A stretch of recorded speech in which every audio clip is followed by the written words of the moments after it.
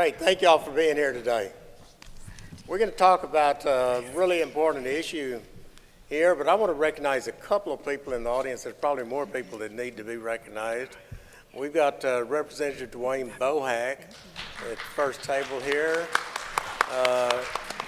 Representative Bohack carried the tax credit bill in the House. On the House side, it actually came out of the Senate, but I don't think he got a hearing on the House side, so that needs to change in the future if we're going to move forward on school choice. Also, I can't go without recognizing Senator Phil Grimm, who's sitting at the next table there. Great leader in the state of Texas. Thank you both for being here. You know, this is a critical issue. We've got some great panelists here to talk about something, but I want to talk to you before we start here about where we are as a nation. And, you know, 2 decades ago, there was one state in the entire country that had a private school choice program enacted into law. 2 decades later, half of the states in the nation have some form of private school choice. Question we're going to be talking about today is, where do we go in the future? What do we do? And then we're going to start off talking about what Nevada did. Just this past year, Nevada passed the most comprehensive school choice program in the entire nation.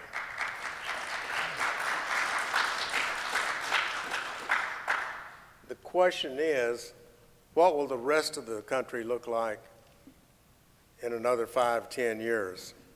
So with that, I'm going to start off introducing our first panelist today, who was the author of Senate Bill 302 in Nevada, the Education Savings Account Bill, Senator Scott Hammond.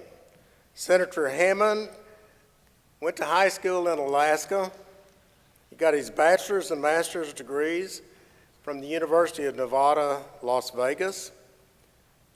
He's a public school teacher for 16 years and currently serves as assistant principal at a charter school in Nevada. Senator Hammond chairs the Senate the Senate Transportation Committee in Nevada, and is vice chairman of the Senate Education Committee, also co-majority whip of the Republicans in the Senate in Nevada. And like I said, he passed the most comprehensive education choice program in the entire nation. And Senator Hammond, we'd like for you to tell us a little bit more detail about exactly what this transformative bill does and how in the world you got it done. I introduce Senator Scott Hammond.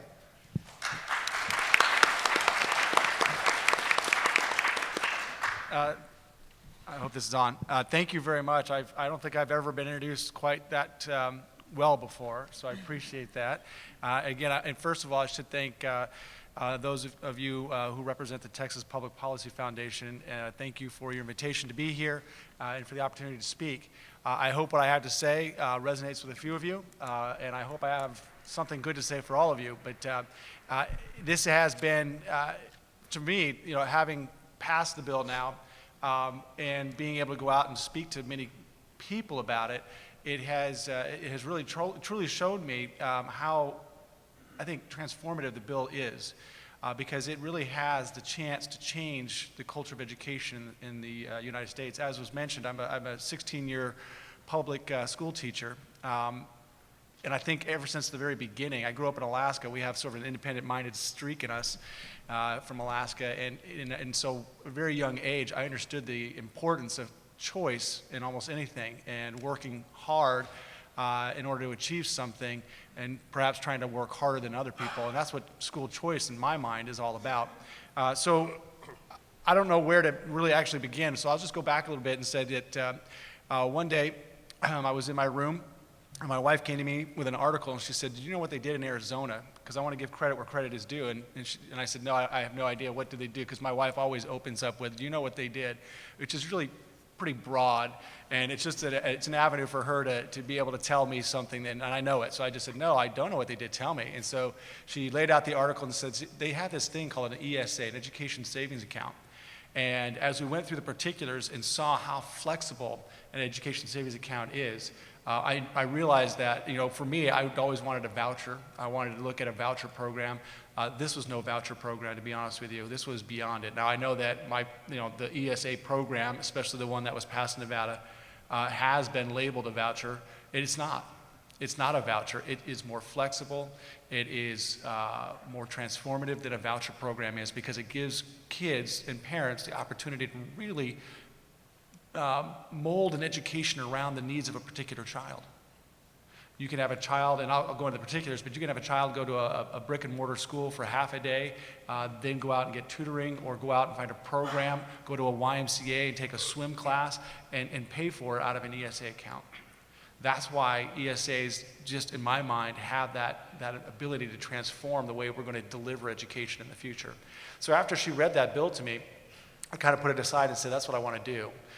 It just happened to be that I went to it was a conference on charter schools that was in Las Vegas, and the last day of the conference, I had a friend who said, during the conference, I met somebody from the Friedman Foundation. You ought to meet them.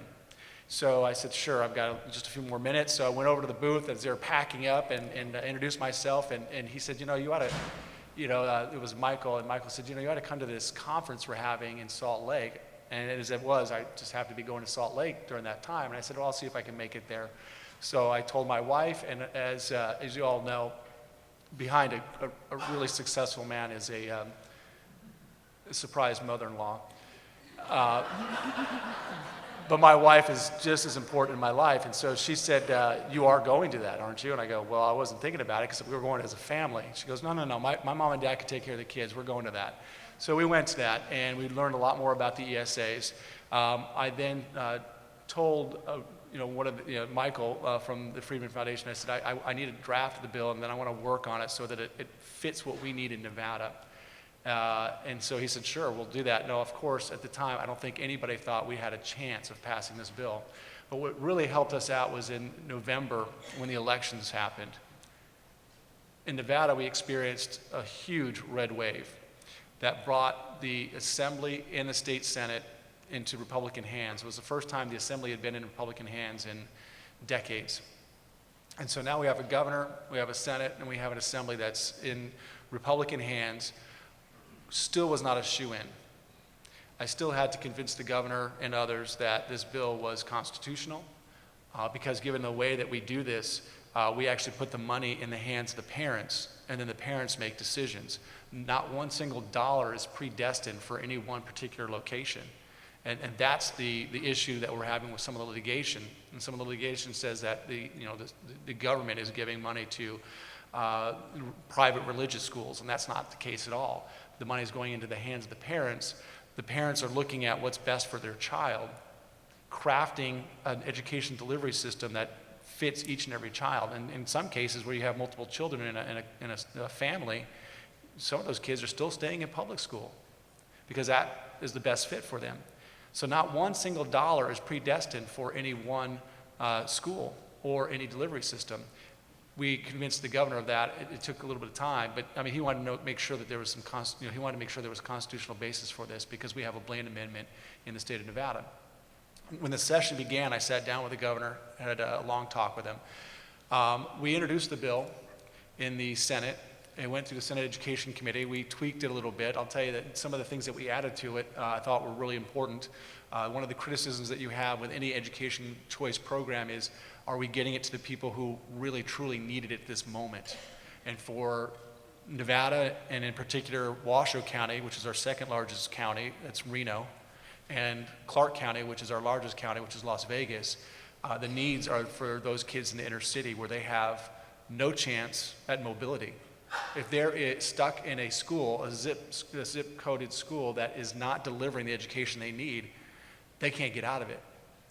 So they're the ones who need this educational choice the most. They're paramount in my mind.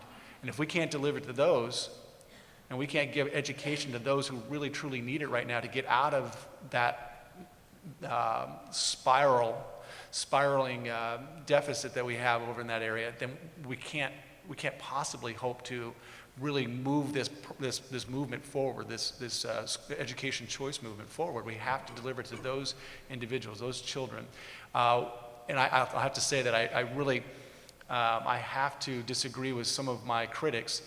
In the state of Nevada, right after we passed the bill, we had our first workshop. The treasurer's office is the one who's doing the policy and writing all the regulations for Senate Bill 302. And we had our very first workshop.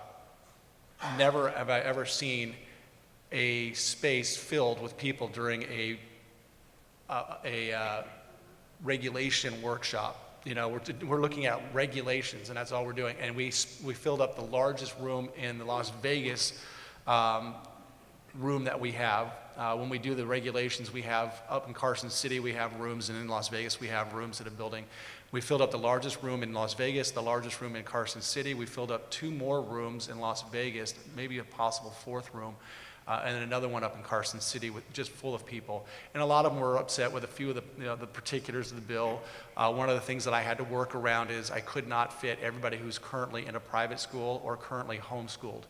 Couldn't do that because it would have increased the bill's budget or increased its fiscal note by about $250 million. And we just weren't ready to expand the budget by that much this soon. And, you know, truthfully, I don't think anybody realized that this was going to get through, and so there was no getting that budget ready or prepared before the session began. So here we have a lot of people who showed up to say we just kind of disagree with that 100-day rule. But at the end of that particular workshop, the very end, we had one lady who stood up, and she went up to the front, and the first thing she said was, research shows, and I always kind of tighten up a little bit when people say research shows, but you know, we try to do things by research, but when she said research shows that parents don't know how to make decisions for their kids regarding schools, that they don't get it and we need to leave it to the professionals. I mean, I was tightening up when she said it, but I've never seen anybody booed like this before. And I've been to NBA games, and I've been to college football. I mean, I did a lot of things. I have never heard that before, but you got to remember we had about 6 or 7 full rooms, and full of people who had already made choices for their children. And so when she said parents just don't know how to make choices, I knew that wasn't very popular. She sat back down and lasted about a minute before she left. This individual is one of the individuals who brought suit against the bill, claiming that, you know, parents are going to be the losers because we're taking more money out of the education system in the public sector. So anyway, I don't want to be long-winded. I think I've already overshot that a little bit. Going back to the bill, when we first introduced it in the Senate, one of the first things we did was we amended the bill to allow $750 a year to be taken out by parents for transportation purposes. Again, thank you. The reason why we did that is because we wanted to make sure that those who did choose a school could get to the school. And that's always the inhibitor, is making, you know, is getting that child to the school of choice or to the education delivery system of choice. And I always say the education delivery because that's one of the things I think you're going to find with the ESA, is that it actually is pushing forward education delivery, not necessarily brick and mortar schools, but education delivery of all kinds. And we're really limited right now with what we consider education delivery. I had an occasion to speak in Georgia, and somebody said, you know, I compared your program, your ESA, to the Apple phone.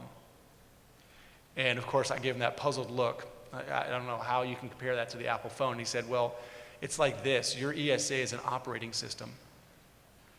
And the operating system really isn't that glamorous until you add the apps. Once Steve Jobs convinced people or showed people what the iPhone could do, because remember, I think when he first started marketing that, people said, well, why do I need an iPhone? And then he showed them what it could do. And then they couldn't get enough of it. And I think that's the same thing here. We're having a hard time getting into the inner city, East Las Vegas areas and saying to people, you really need to take advantage of this. And they're like, why? And so as soon as we show them what it can do, they're all over it. What we're waiting for with the operating system we have here are the apps. It's a platform, and it's something that hasn't existed before.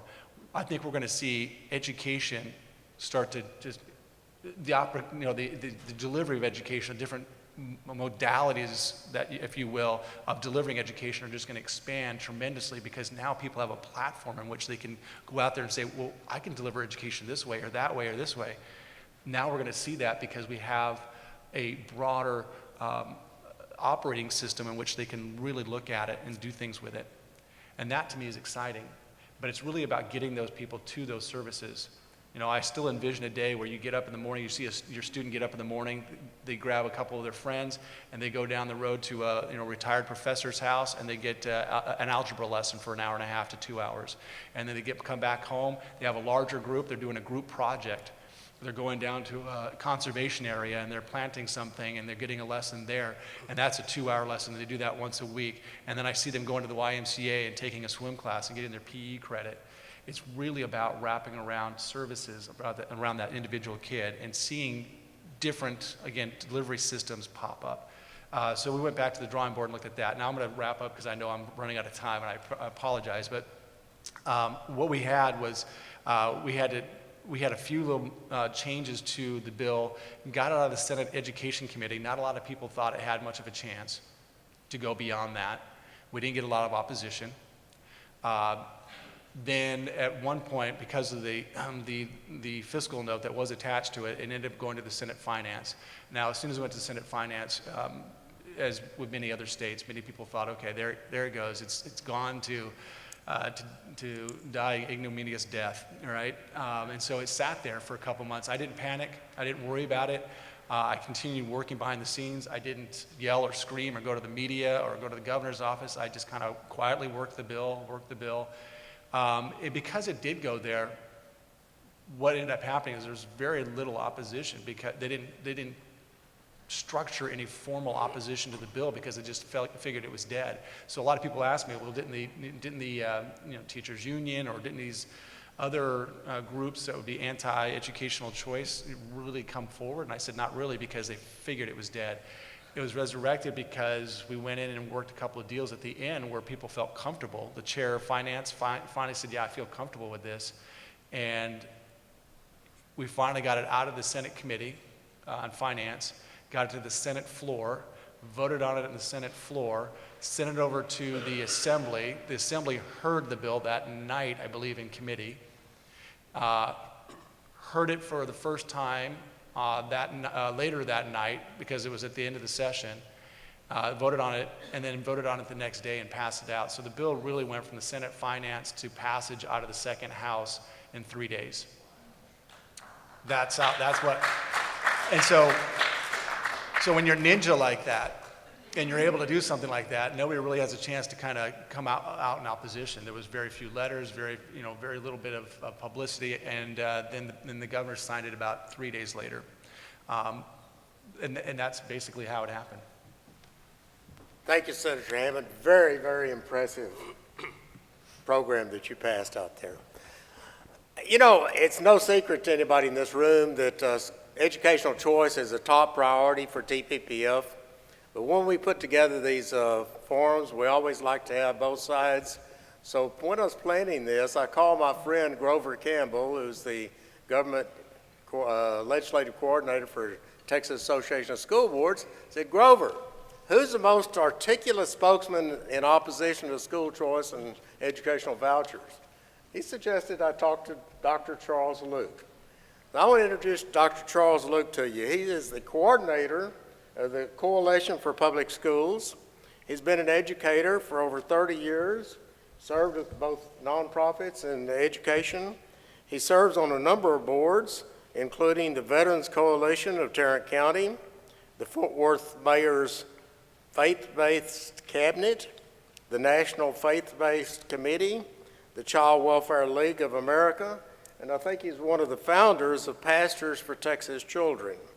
Dr. Luke received his doctorates at the University of North Texas in Denton, and he's also an ordained minister and former school superintendent for 2 different school districts. I've had a lot of jobs. One other note on Dr. Luke, I believe, if I remember correctly, didn't you run for state representative? I did. Against, I think it was Jim Keffer. 13 years ago. Yeah. But anyway, help me welcome Dr. Charles Luke. I'll stay right here. I appreciate that. I'm not sure. I, too, am a bit concerned about the introduction, Mr. Grusendorf, Representative Grusendorf. I tell you, the last person I heard described as articulate was President Obama. And I know how popular he is in Texas, so maybe that may not be the best descriptor that I'm the most articulate person on this issue. I do think that education is kind of in my blood, and I have a passion for education, and I think everybody in this room does too. So let me just begin by saying there's a lot of commonalities. It's really easy to draw divisions in the sand between people, but there's a lot of commonalities between myself and everyone else here, and that is we care about kids, and we care about education, we care about the future of Texas, and we care about the future of America. And so having said that, let's just settle that one right there, that we all agree on that. I look in the Bible, he mentioned I was an ordained minister, I look in the Bible in Genesis chapter 2, there's a passage of scripture there where it says that God brought all the animals to man so that he could name them. And in my estimation, that's sort of education. Education is naming your world. So we do that every day in classrooms all over America and all over this great state. Teachers help children name their world and order things and categorize things. So in that way, I believe education is a God-given right, endowed to us by our Creator. Just as food, he put man in a garden so he could eat, just as companionship, he saw that it was not good that man should be alone, so he made him a companion. And those things are things that we need as human beings to thrive, I believe. And education is one of those things. So in America, we've chosen to do that in a certain way, and that came about over a period of centuries even. But we started by looking around and saying, we need to educate this populace, and initially it was so they could read the Bible, so they wouldn't be deluded by Satan, the literal act, old deluder Satan act. And as time progressed, it became more about teaching democratic principles, teaching people to be appropriate citizens. Remember when you used to call it civics, right, instead of government? That's a long time ago. A lot of the younger people in the room just kind of gave me a quizzical look. But that's what we used to call it. And so most of us came up through our public education system. 93% of us in Texas today are publicly educated. How many of you in the room, if you went to a public school, raise your hand? So there you go. I don't know if that's 93%, but it's probably pretty close. John Adams said it this way in 1785 when he looked around. He said, "The whole people must take upon themselves the education of the whole people and be willing to bear the expense of it. There should not be a district of 1 mile square without a school in it, not founded by a charitable individual, but maintained at the public expense of the people themselves." And he said that in a letter to someone in 1785. So in America, we've chosen that education is part of the public domain to benefit the common good. And these are phrases that I'm concerned sometimes as we become more individualistic in our country, and I'm not opposed to individualism and rugged individualism and self-determinism, but I'm concerned that as we become more and more that way, we stop thinking about the common good. We stop thinking about what's best for everybody. How do we create a tide that lifts all ships? And so we decided that at some point through a process, we've decided that it's part of the common good. And yet at the same time, we have what I just referred to as a heritage in our country, and that is individualism. We all believe in this room that in America, that we can become something more than we started out as. Now, I take exception with Donald Trump on his statement, "Make America Great Again." I think America's still great. So I think what makes America great are both of those things, the common good and that individual determinism that we seem to have to be able to change our situation. I think America's great still because I think we can still change our situation. I think a person still can work hard, be smart, and get somewhere else. And I bet everybody in this room does too. So, having said that, how do we resolve that dynamic tension between the common good and what's best for everybody, and still allow that ability for me to be mobile, socially mobile? Well, when we start talking about education, that's probably the best way, right? Education is the best way for us to have social mobility in this country and in the world. And so it becomes a question not necessarily of, well, these guys here are all for school choice, and this guy here is against school choice, because that's not the reality. That's an oversimplification. The reality is that we're all for people's right to choose in this country. We may disagree about how to get there. And that's probably what I'm going to talk about next, right? So there are some principles, I think, that school choice has to fall within for it to be acceptable for the expansion and the benefit of the common good, and I'll tell you what those are. And the first one is that your choice does not detract from my opportunity. If your educational choice detracts from my educational opportunity, then there's going to be an issue. We've often talked about if we take public funds and we take those funds and we use them over here for another entity, corporate entity or private entity or religious entity, that it's not a detractor. But you know, that, and you guys have heard this argument before. I'm not telling you anything you haven't heard. But, you know, think of the school bus. 72-passenger school bus costs pretty much the same to run as it does if you have with 50 kids on it as it does with 65. So you have economies of scales. When you start taking the money away from the schools, they still have to operate. And another issue is your choice doesn't undermine my cherished principles of democracy and your cherished principles of democracy. One of the big issues Senator Hammond has already alluded to in Nevada, and also was an issue in the Colorado voucher system, is the religious separation of church and state issue. So as a minister, my background is Baptist. So you know how Baptists came to be, right? They were separatists originally. And I just heard a keynote address about the Convention of the States. Well, that's a real Baptist-y kind of thing to do, you know. So Baptists are kind of at the forefront, and I'm not trying to claim anything here about Baptist religion. I'm just saying that's my background. They were at the forefront of the separation of church, the wall of separation issue. That wall of separation is there for a purpose: to protect your religious faith from the government. That's why it's there primarily.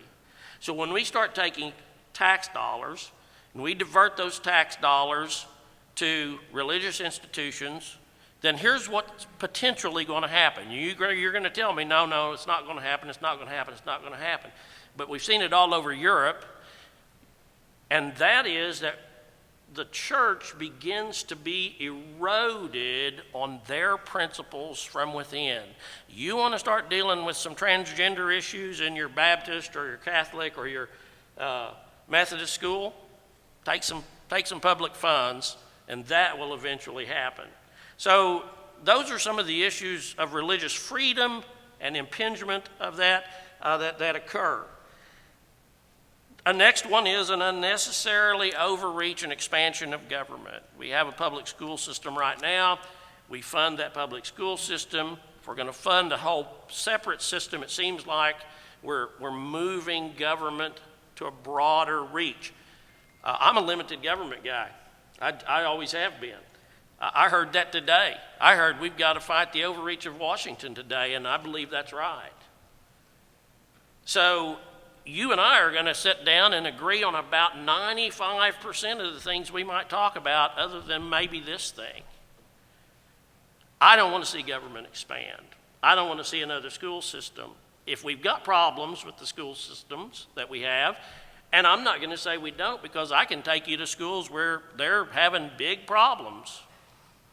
I think we need to work on those problems and fix those problems. Now, we do have some school choice in, and on the third one, let me just say this. The third piece is accountability. If we're going to take public funds, we got to be accountable at the same level as the public school system. Some school choice options that don't divert taxpayer funds away from the public trust, don't do anything, I think, to damage the common good, already exist here in this state. We have inter-district transfers. 1,000 school districts about will allow an inter-district transfer, many of them obviously without fees. Intra-district transfers, a lot more and more districts are allowing you to go from one school to another school. If your school is low performing, or if your school is a high needs school. Charter schools, and there's multiple kinds of charters that we have in Texas. We have options in the law to move through the PEG grant system. We have parental involvement is one I've got. That's the one I've used. I put 4 kids, well, 2 through school, and I've got 2 more coming through. One of them's 15. You don't think I'm not up at that school with a 15-year-old boy? You bet I am. And he's nonconformist, sort of like his dad. So when we have issues, we go and we use what we can to change it. I understand there are parents that are not as comfortable with that, and I understand that we need to work harder on including those parents in the choice of their kids' schooling. And then finally, we're seeing emerge now lots of community schools models that are out there that work to bring the resources of the community in to own that school, rather than just putting the money out there. I always say somebody comes from New York City to run the school in Texas, and we don't even trust them with our salsa. Why would we trust them with our kids? But it's okay if you want to laugh at some of these. It doesn't mean you've drunk my Kool-Aid. So rather than that, we reinvest in our communities, and those organizations that reinvest in those schools that are having difficulties are still there, and it's more sustainable. So to me, that's a very important issue. Some good things are going on in Texas public schools. We've got a high graduation rate for the second year, I believe, in a row now. We've got lots of positive things. Do we have schools that have problems? You bet. You bet. One of the things, you mentioned Pastors for Texas Children, and I'm going to give a plug to Pastors for Texas Children. We received a Meadows Foundation grant, and we met with Dr. Michael Hinojosa and his staff on Monday, and meeting again with them tomorrow, and we're working to connect 100 churches to 20 high needs schools that are having problems. Now you might say, well, wait a minute, that sounds like you're talking out of both sides of your mouth. You just told me you didn't want religion and schools mixed. I said I don't want the wall of separation broken. I said I don't want the establishment clause to pick one religious group over another. I said I don't want my religious freedoms impinged upon. But what we're doing is, in appropriate ways, I think it's fine for the community, and that means the faith community, to get busy working with those kids. You know what we're finding? Those 20 schools that we're targeting, we're finding that they all have one thing in common. They're all poor. They're all poor. And, their parents sometimes are single parents, sometimes working 2 jobs. My mother, I grew up in a single parent home because my father died. And my mother didn't remarry, and she was a waitress, and she went to work every night because that's when you earn the most tips. and nobody helped me with my homework, but it wasn't because it wasn't because she didn't care. It was because of a situational poverty issue. So that's my speech. I'm out of time, and thank you very much. Thank you.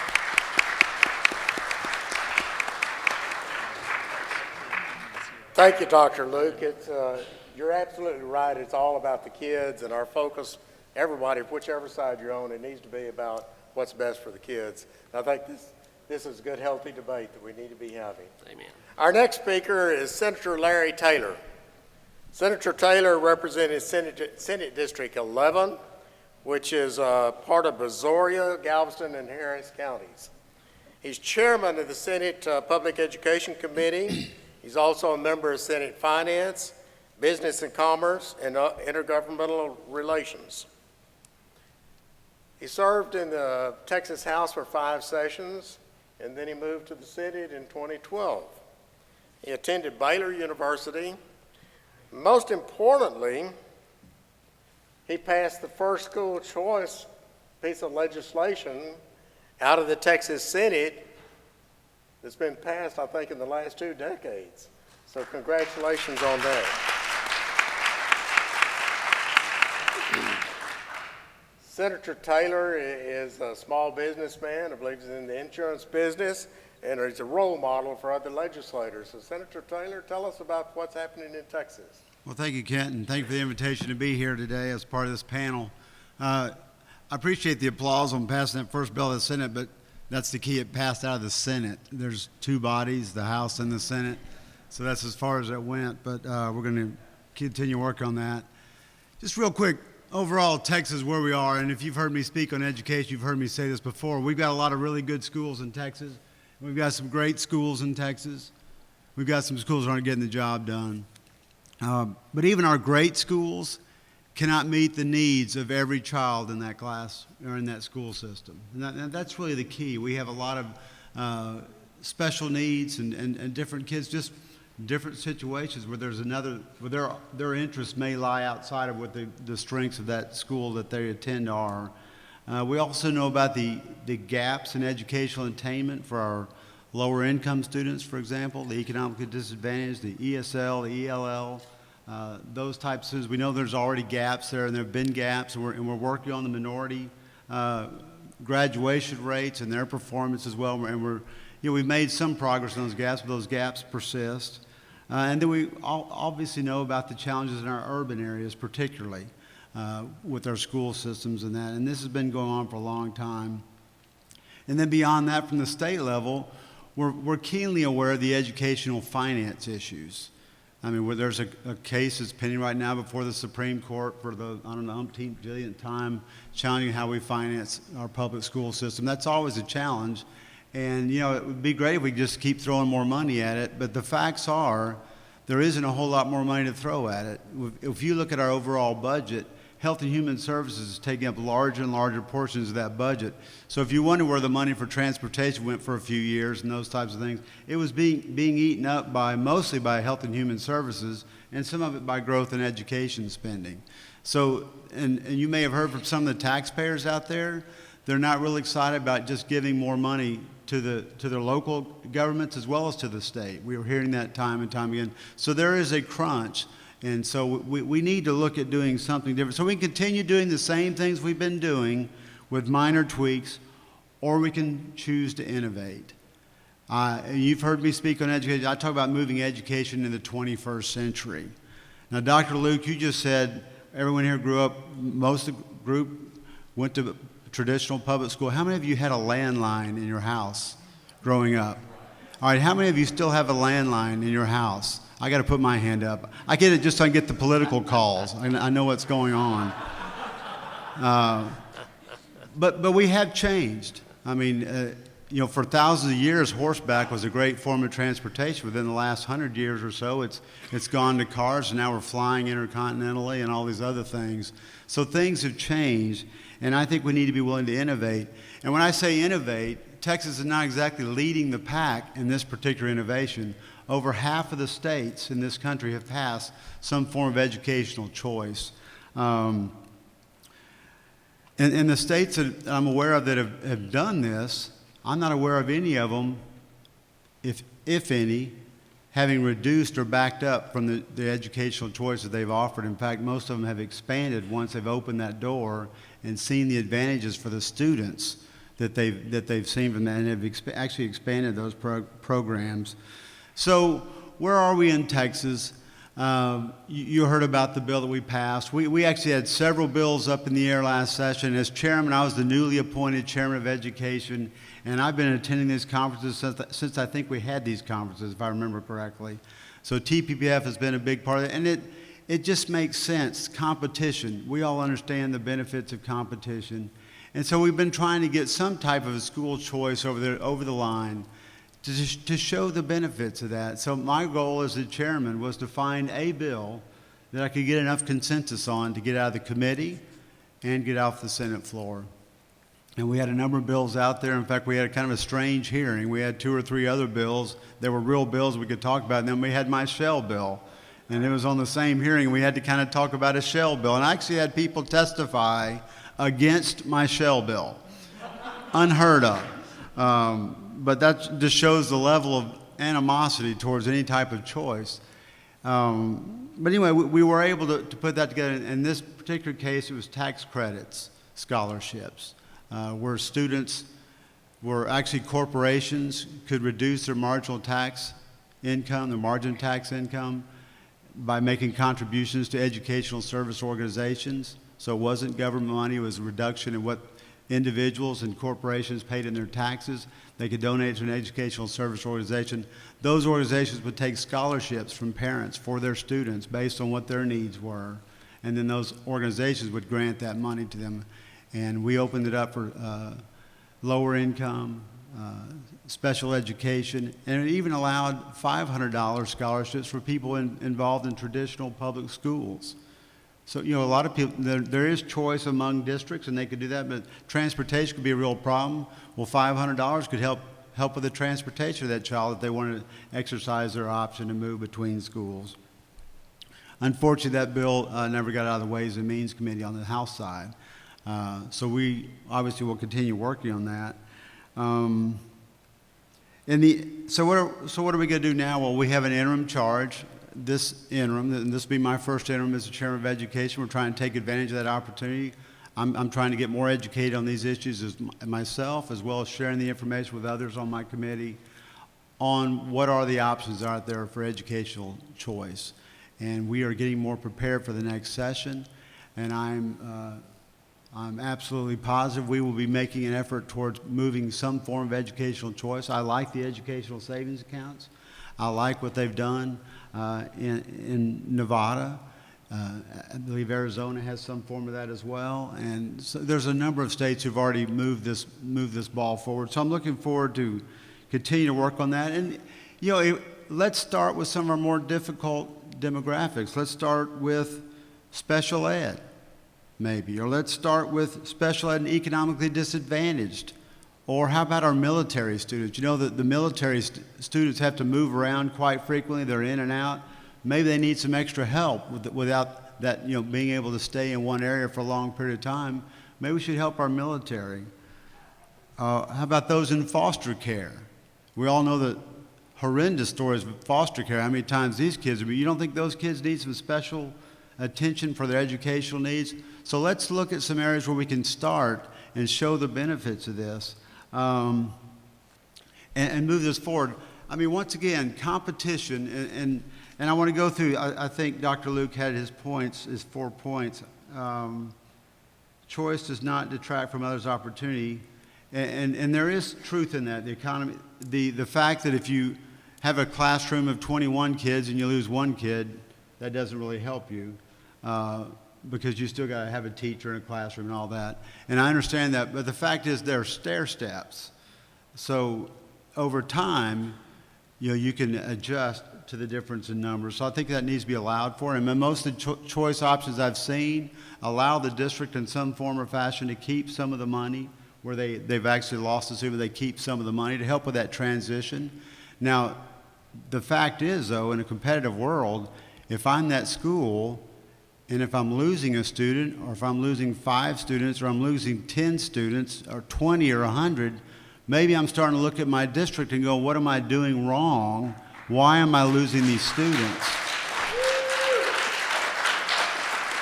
And so I think it's fair that we give them a transition, because you know that would be hard on the system to just lose 5 kids here, 10 kids there. Give them a little bit of a transition, but the point of competition is to improve the product for everybody. You know, when we came out, we talked about iPhones. iPhones have improved it for everybody. Not that everyone has an iPhone. How many of you have a Samsung? Or whatever other phones are out there. They're all out there, and they're all getting better and better. And then some of them are beating up, I understand, on iPhones. I'm too old to learn new technologies over and over again. But the competition is driving this. 8 years ago, we didn't have this. Not too many years before that, we had phone monopolies. Remember those? Who was your phone carrier? AT&T or Southwestern Bell? And where are we now? If we had not broken up the monopolies, think about it. Where would we be today? How many of you would still have landlines? The idea of undermining democratic principles, separation of church and state, I think it's been proven in a number of court cases. They've backed it up so far that, like an ESA, the money goes to the parent, and the parent chooses where they want to spend that money. And as far as the government money going into education, I think we already had that with Pell Grants and scholarships at higher education. That is already happening today. So these things are, that threshold has been crossed, and it hasn't upset the world. And as far as I know, the private universities are still able to do private. I went to a private university, and we had religion classes and all those types of things. So that is already happening. And the unnecessary overreach of government, there's also the unnecessary holding on of government. Once again, if we still had the monopolies, where would we be today if the government was allowed to keep and support the monopolies that we had at the time? It's time to break that mold and move forward. It's time to move education into the 21st century. The kids of today are not the same kids that grew up in the same classrooms that you and I went to. You give a 2-year-old an iPhone, they will change your password, and you'll have to give it back to them to get it back working again.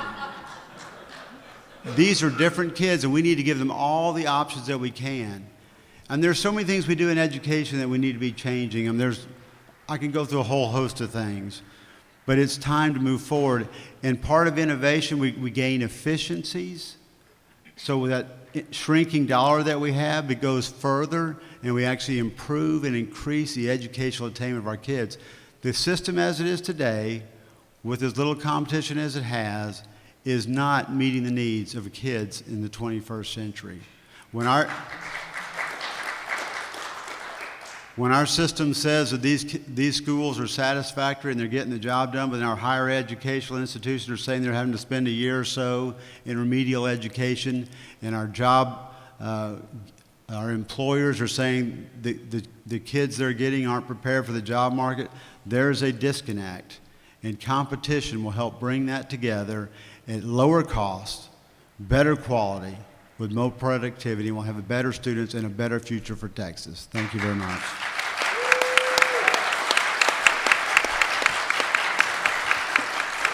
Thank you, Senator Taylor, and thank you for your leadership. Our final panelist on this panel is Stacy Hock.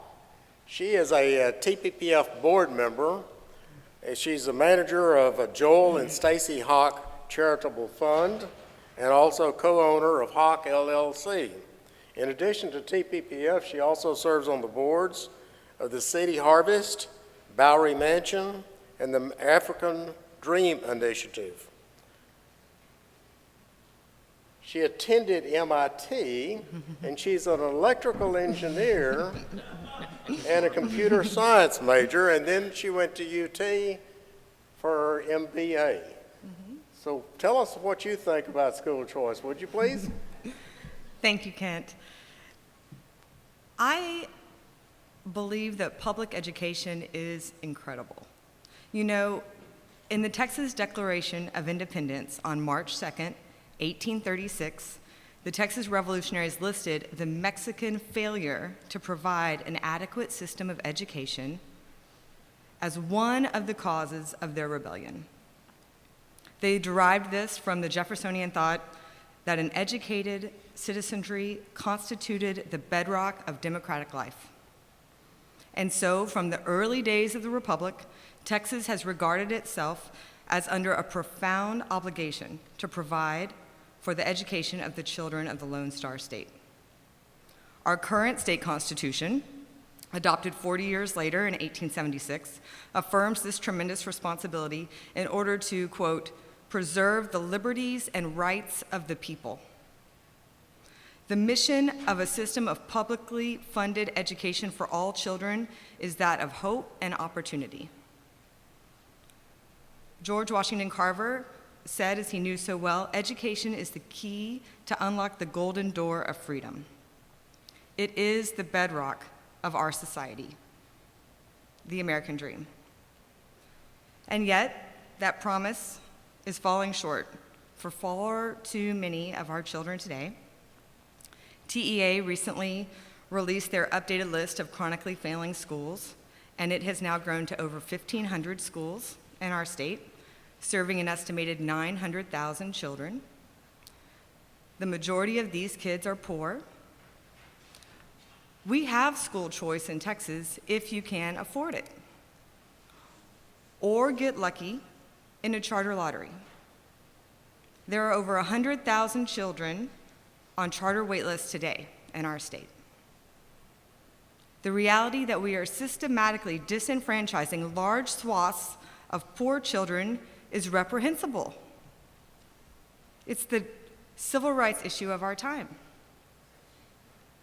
But it isn't only low-income children or children relegated to failing schools who are underserved. As is mentioned here, there's a wide variety of reasons children may be better served by different models. Perhaps for any reason they're the target of bullying, or they're an accomplished athlete with a really unique schedule, or they're extremely advanced academically, or their family circumstance leads to needing different arrangements, or they have a learning disability. Kids are unique. Differentiation, customization, specialization, individual competency-based learning plans, these are all very real possibilities today. A family right here in Austin, whose second daughter has cerebral palsy, started kindergarten this year at her designated neighborhood school. It quickly became apparent that despite the best intentions of the school, they were not equipped to educate their daughter in the way that she could be educated at another school in their community, the Capital School, that specializes in working with children with her speech and learning disabilities. The difference will be material in her life, but they could not economically afford it. So they resorted to a modern-day phenomenon, crowdfunding. And through the contributions of family and friends and generous strangers, they raised enough funds to send their daughter to the Capital School for 1 year. And so this month, she has started there. They don't know what the future holds, but they know that 1 year will make the difference between her being able to speak and not. Parents shouldn't have to live in that uncertainty. The good news is there's something we can do about it. In the majority of the states in the U.S. today, Layla's parents would have the option of using the funding allocated for her education in that private school, costing the state no extra money, and yet educating Layla in a wholly more effective way than her neighborhood kindergarten could.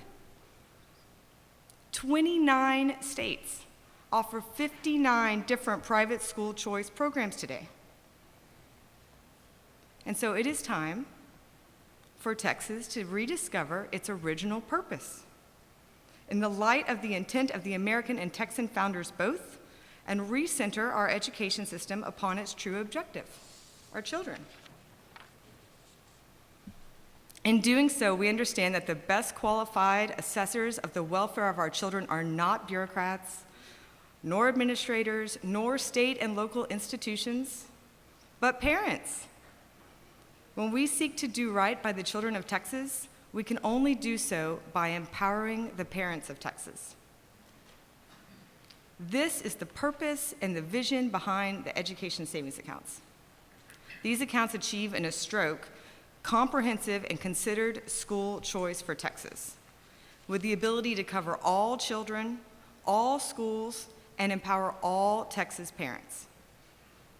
ESAs secure all the Texas future by extending the promise and the potential of a sound and comprehensive education to every child in every community and home in the Lone Star State. It's nothing less than transformative, bold, and necessary to keep Texas's promises to our children, to preserve Texas's future in liberty, and to make Texas a leader in education, both nationally and around the world. Now, before I conclude, I want to share a few of the benefits of our decision to be a late adopter in this space. We do have research that shows that children who choose to participate in school choice programs overwhelmingly have better outcomes. Further, parent satisfaction soars. There was a survey done of the parents who chose to participate in Arizona's ESA program, and their satisfaction went from 30% satisfied or very satisfied with their traditional public school to 90% satisfied, or 70% were very satisfied with their choice through the ESA option. Nobody was dissatisfied with their ESA option, where 40% had been before. Further, there's been concern about gutting public schools. In all of the 59 school choice programs that have been passed in the country, we've never seen more than a 1% adoption rate annually. 99% of students stay right where they are. And in Texas, everyone's moving here and we're all having a bunch of kids. I have 4 young boys myself. We are projected to continue our student population growth at 2% a year. That's 100,000 children entering our public school system a year. Even if we passed a universal ESA program and we had the maximum adoption rate ever seen, it would be simply a pressure release valve on the growth that we anticipate and the overcrowding problems we have in many of our burgeoning districts.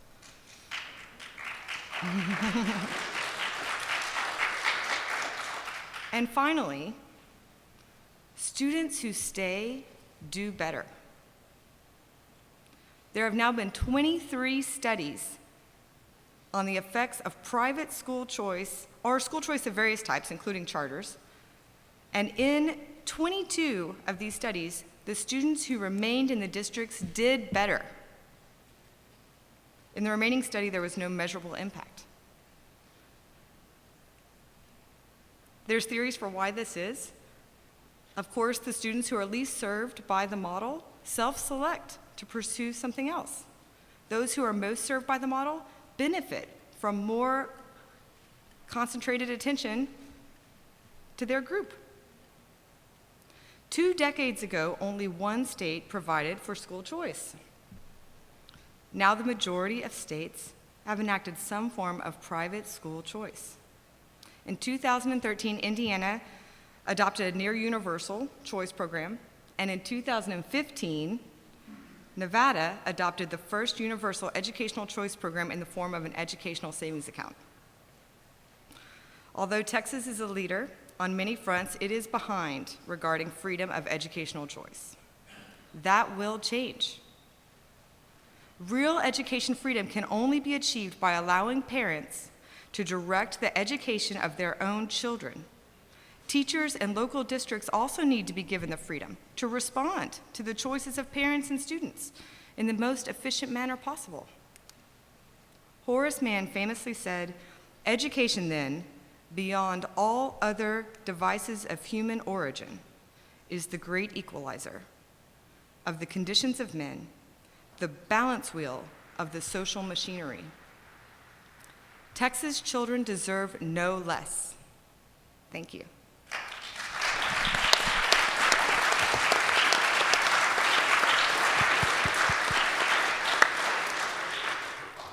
Thank you, Stacy. Before we turn it over to questions from the audience, I wonder, are there any panelists that have questions for other panelists or comments? If not, we'll go to the audience. Where's the microphone? This is being recorded, so please wait for the microphone to pose your question and tell us who it's posed to. I happen to have 3 children who have given me 3 sets of wonderful grandchildren. They are all young adults now, the grandchildren. They went one set to public school, another set to private school, another set to homeschooling. So I've had my own little research project on this subject. And the results are very consistent with Ms. Hock's information, with the studies by the Friedman Foundation and others that many of you know about, that the homeschooling, whether there are exceptions in the national figures. Can you hold that microphone up a little bit closer? With the one set of grandchildren,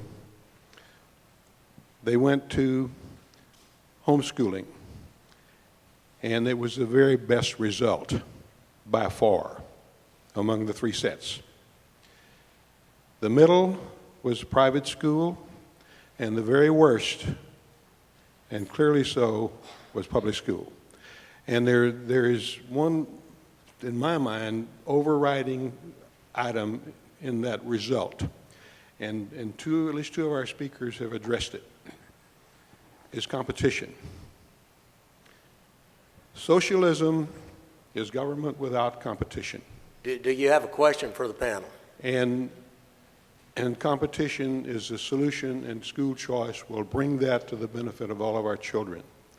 And I just don't understand why this state is not a leader in that, and that's my question. There's the question.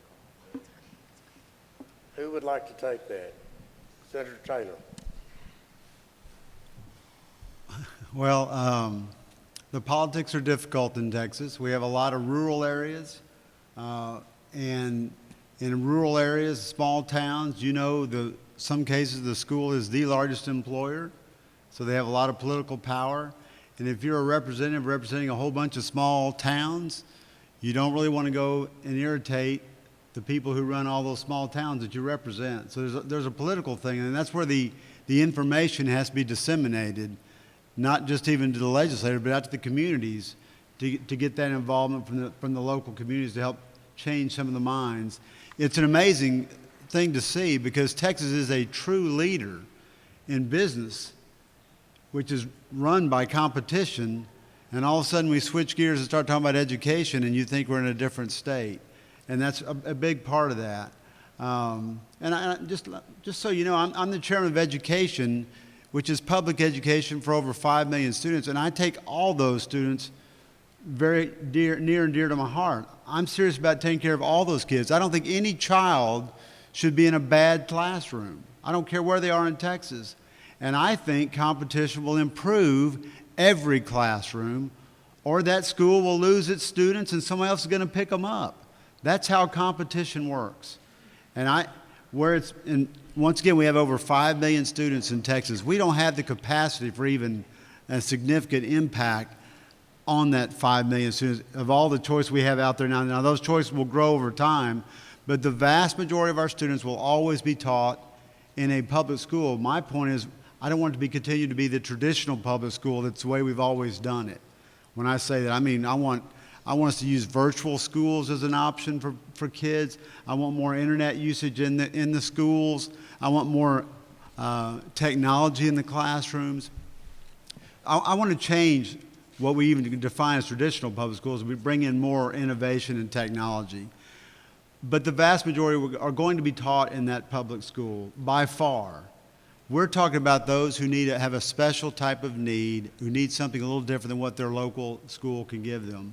And that's what we're talking about doing. We're not talking about bringing down the public school system. We are not going to do that. We do not want to do that. We want to build up the public school system because that's where the vast majority of our future leaders of Texas are being educated right now. Thank you. Bring the microphone to Senator Graham, and in the meantime, Senator Hammond, I'd like to ask a question of how you dealt with this issue. Dr. Luke raised the issue of public funds. That's often raised in Texas as an argument against school choice. How did you handle that in Nevada? Thank you for the question.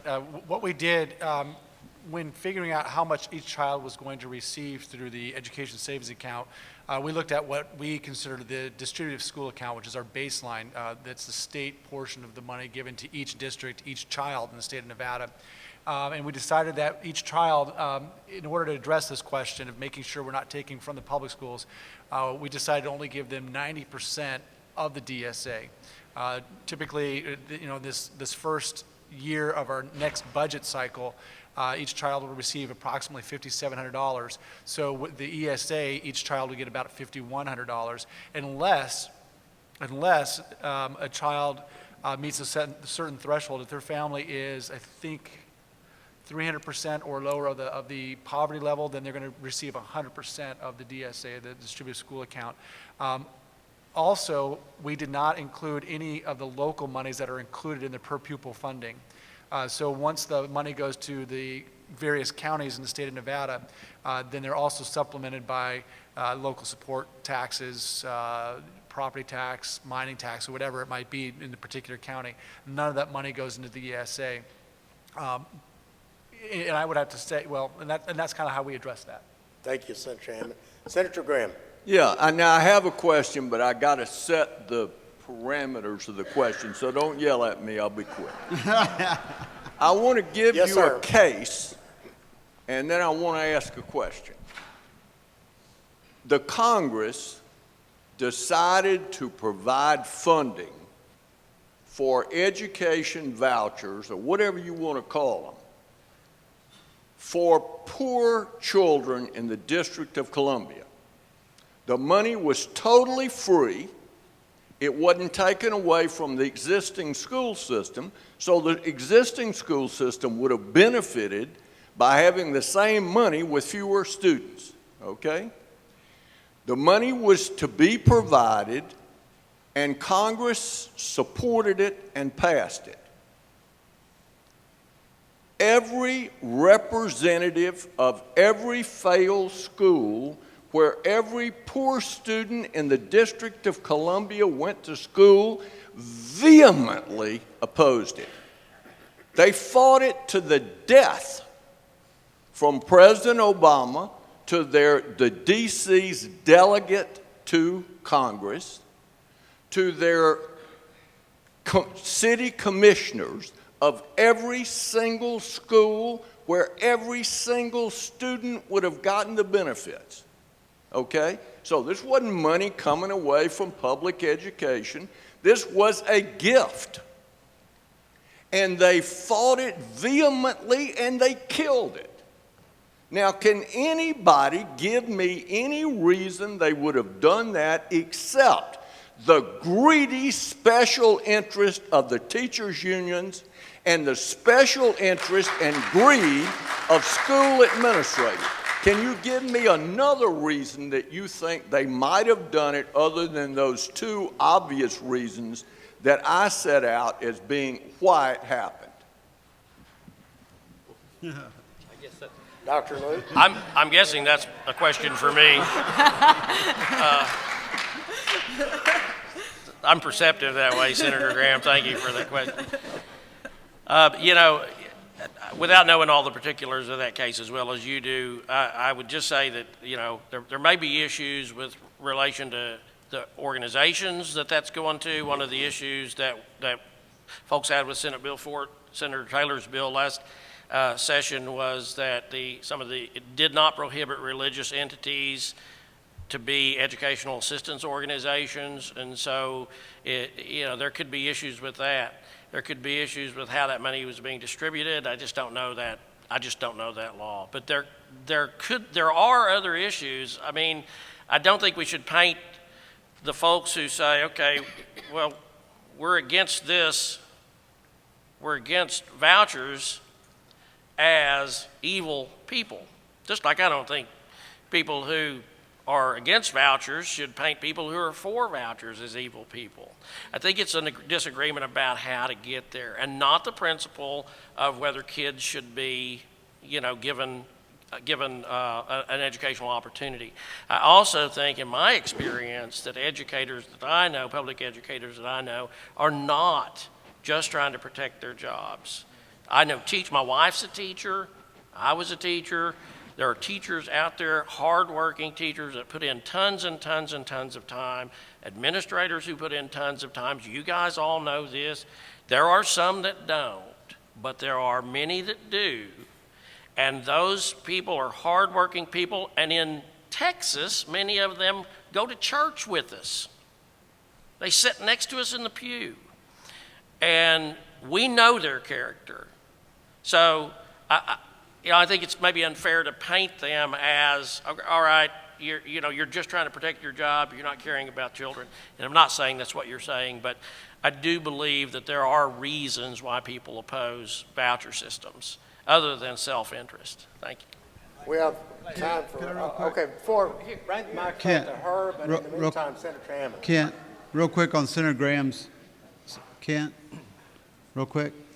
Graham's story. That actually, D.C. already had school choice, and they were taking it away, right? And it had been working for a number of years. Yeah, it was working. Yeah. Yeah, this was one of the ones where they actually backed up. It was actually Congress backed up, and the locals wanted it. They did originally. I'm talking the school choice was already happening in D.C., and they took it away. Am I right? Yeah. Can I just say something real quick on the teachers' unions? Because we deal with teachers' union a lot in the education committee.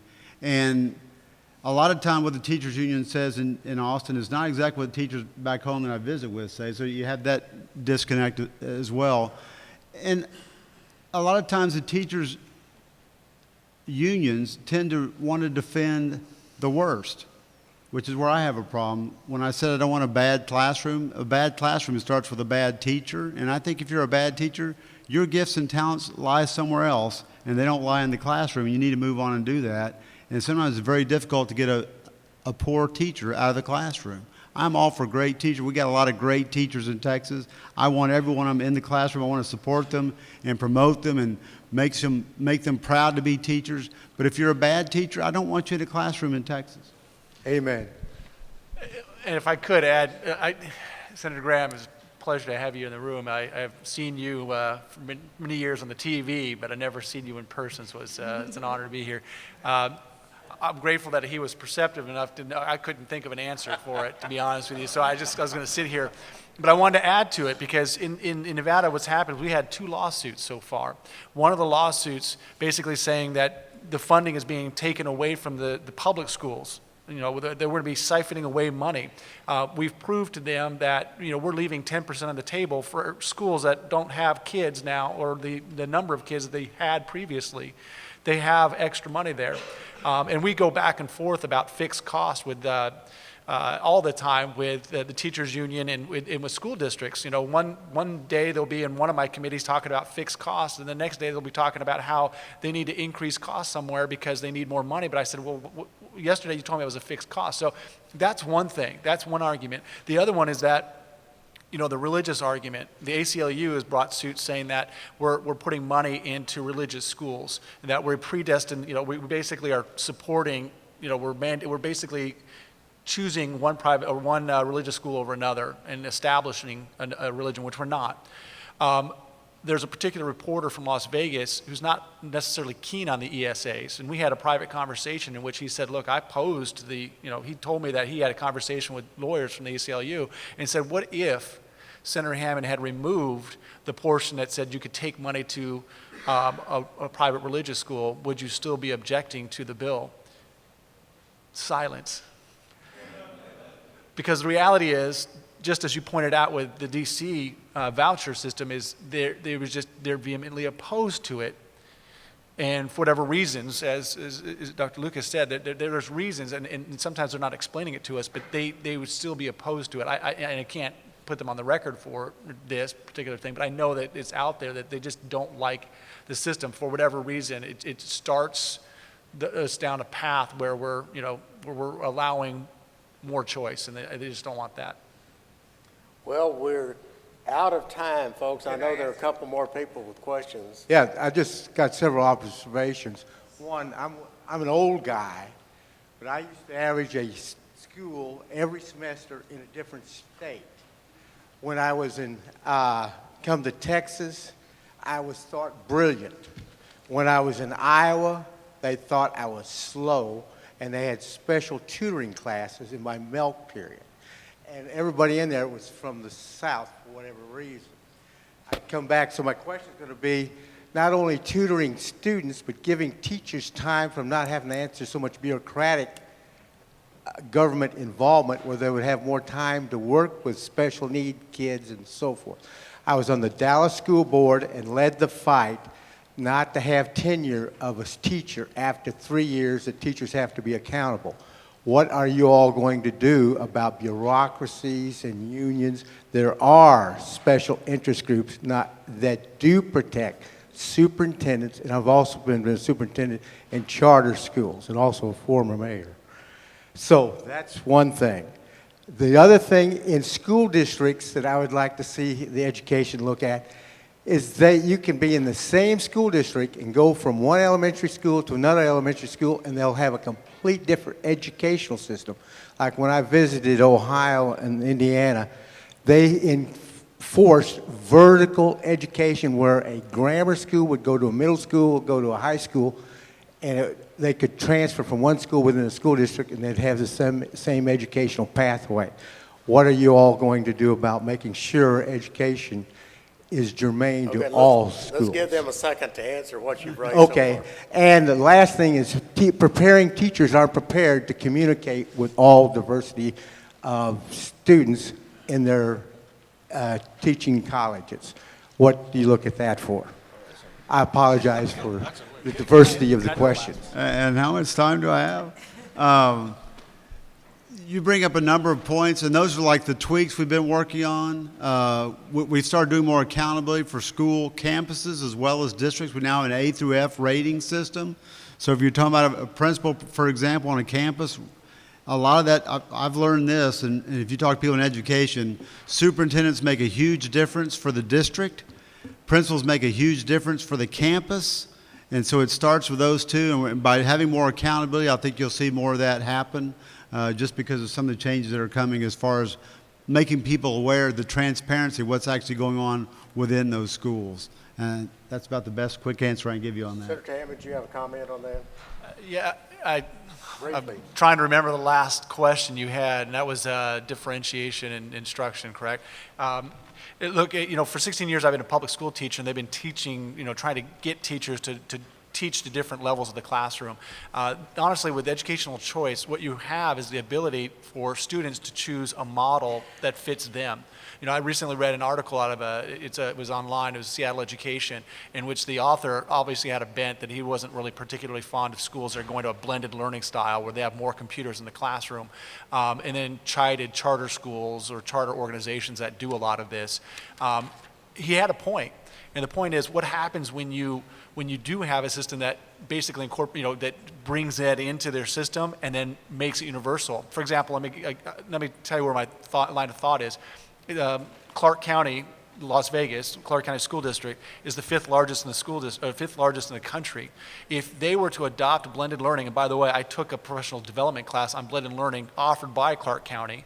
They want to go this route. So what happens when they go that route and not all kids learn by being in front of a computer? And I agree with him. Not all kids do learn by being in front of a computer and having a teacher more as a facilitator than an educator. Then what happens to those students? You can't hit those students. You got to try and hit them some other part of the day. That's the part about choice that I like. And I would like to explain to the gentleman who wrote the article, well, great. There are students who really do learn that way. Let them go to a school that that's what they do. That's what they specialize in. That student will excel and go beyond. That way you're not making sure, that way you're avoiding all the kids, 100,000 kids going to schools that's all they do. Let me remind you, you're going to have an opportunity to hear more on this issue from Senator Graham, from Lieutenant Governor Hutchison of Nevada, and Lieutenant Governor Dan Patrick of Texas at our noon event. But I want to thank the panel today, especially Senator Hammond for coming all the way from Las Vegas to talk to us today. Give our entire panel a hand.